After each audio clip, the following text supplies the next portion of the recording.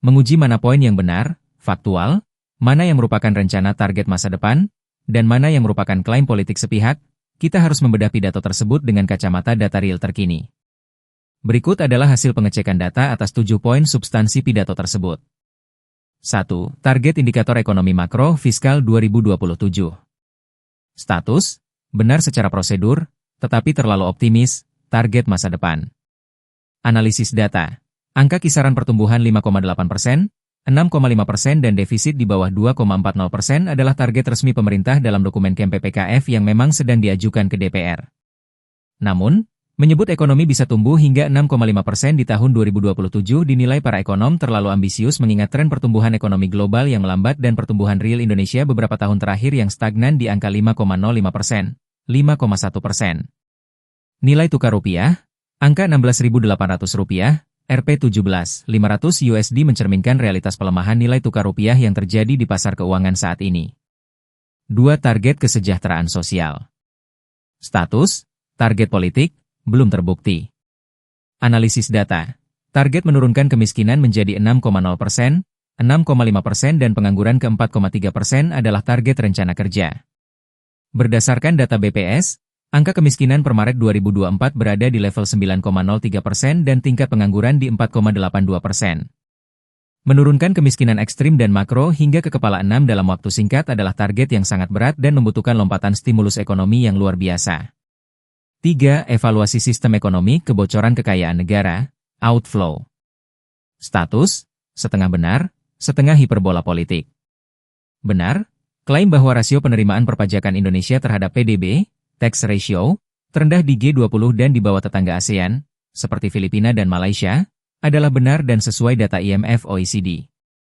Tax ratio Indonesia fluktuatif di kisaran 10%, 10,4% PDB, sementara negara lain bisa di atas 15%, 20%. Praktik underinvoicing dan transfer pricing di sektor komoditas juga nyata terjadi di lapangan. Hiperbola, klaim berlebihan. Angka kebocoran 150 miliar dolar Amerika per tahun, sekitar 2.400 triliun rupiah, yang disebutkan Presiden adalah angka estimasi internal klaim politik sepihak, bukan data resmi yang disepakati lembaga audit dunia, seperti World Bank atau BPK. Angka ini dipakai untuk memberikan efek kejut, shock terapi, politik di hadapan DPR. 4. Kebijakan BUMN sebagai single eksporter komoditas. Status, benar rencana kebijakannya, tetapi berisiko tinggi. Analisis data. Pemerintah memang menerbitkan regulasi baru ini untuk mengontrol ekspor kelapa sawit, batu bara, dan ferroalloys lewat BUMN, mirip model Petronas di Malaysia atau Saudi Aramco. Namun, klaim bahwa kebijakan ini otomatis menyetop penipuan ekspor perlu diuji, karena memaksa semua pelaku usaha swasta menjual lewat satu pintu BUMN berpotensi menciptakan monopoli baru, inefisiensi logistik, dan rentan terhadap gugatan di World Trade Organization, WTO. 5. Program sektoral, makan gratis, dan antara, beras. Status, banyak klaim sepihak dan manipulasi angka. Makan bergizi gratis, MBG klaim bahwa 62,4 juta orang sudah menikmati embang setiap hari saat ini adalah tidak akurat bohong. Angka 62,9 juta jiwa adalah total target sasaran jangka panjang program ini. Faktanya saat ini program baru berjalan secara bertahap, pilot project, di beberapa wilayah dan belum mencakup puluhan juta orang secara masif karena keterbatasan anggaran dan infrastruktur dapur. Cadangan beras 5,3 juta ton, angka ini sangat tinggi untuk ukuran stok bulog, yang biasanya dijaga di angka 1,5, 2 juta ton untuk amankan pasar. Klaim, tertinggi dalam sejarah ini dicapai karena pemerintah melakukan impor beras besar-besaran dalam beberapa waktu terakhir, bukan murni karena lonjakan produksi tani lokal secara drastis di dalam negeri.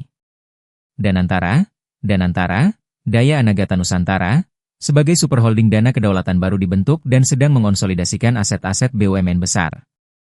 Nilai 1.000 miliar dolar Amerika, 1 triliun dolar Amerika, didapat dari penggabungan total aset under management, BUMN besar seperti Telkom, Mandiri, BRI, Pertamina, dan PLN, bukan dana tunai baru yang siap pakai.